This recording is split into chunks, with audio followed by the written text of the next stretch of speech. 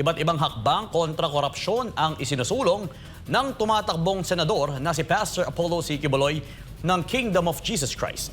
Ang kanyang plataforma ay naglalayong tuluyang puksain ang katiwalian sa gobyerno sa pamamagitan ng Truth Commission, digitalisasyon ng mga transaksyon at pagbabalik ng death penalty para sa mga korap na opisyal.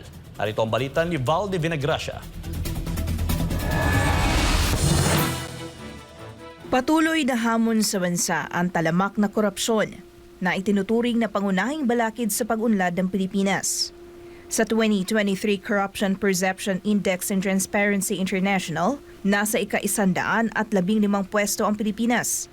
Isang indikasyon ng kakulangan sa transparency at accountability sa paggamit ng pondo ng bayan. Bagamat ang Office of the Ombudsman ang pangunahing ahensya kontra katiwalian, walang independent commission na eksklusibong nakatuon sa paglaban dito. Isa sa mga pangunahing panukala ngayon ni Pastor Apollo C. Quiboloy ay ang pagbuo ng isang Anti-Corruption Commission o Truth Commission. Layunin itong magtatag ng isang independent body na binubuo ng mga ordinaryong mamamayan o taxpayers. Ang komisyon ang mag-iimbestiga at pagre-rekomenda ng legal na aksyon laban sa mga opisyal ng pamahalaan na sangkot sa katiwalian. Kaya sila mismo ang bibigyan ng kapangyarihan ng Truth Commission na ito para i-investigate, ipoprosecute at bibigyan ng legal actions, legal remedies. Sila yung magre-recommend kung ano yung tamang ipapataw na penalty para sa mga lalo-lalo na sa masyadong korap na.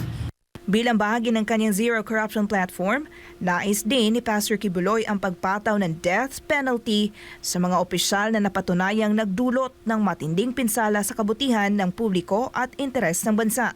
Yung death penalty po talaga ang ipapataw na penalty, lalong-lalo na sa isang korap na opisyal na nagkaroon ng problema, lalo nag-cause ng problem with the public welfare and national interest, sila po yung papatawan.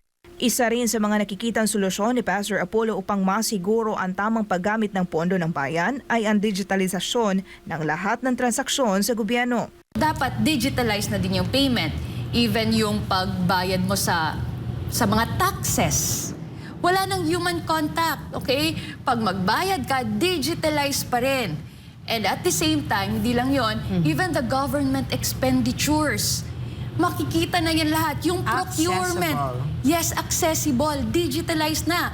Bidding, for example, para sa mga government projects, digitalize yan, lahat makakakita. Ang ganitong programa ay hindi bago sa ibang bansa. Sa katunayan, sa Singapore, sila ay mayroong Smart Nation Initiative kung saan ang lahat ng transaksyon sa gobyerno ay isinasagawa online. Sa India naman, mayroon silang Digital India Initiative na nagpapadali sa serbisyo ng pamahalaan tulad ng pagbabayad ng buwis, pag-apply ng permit, gayon din ang access sa public records. Tulad ng maayos at malinis sa pamamahala ni Pastor Apollo C. Quiboloy sa The Kingdom of Jesus Christ o KOJC, naniniwala ang butihing pastor na hindi imposibleng makamit ang zero corruption sa gobyerno kung mahigpit na maipatutupad ang mga batas laban sa katiwalian. Para sa Diyos at sa Pilipinas nating mahal, ako si Valdi Vinagracia, SMNI News.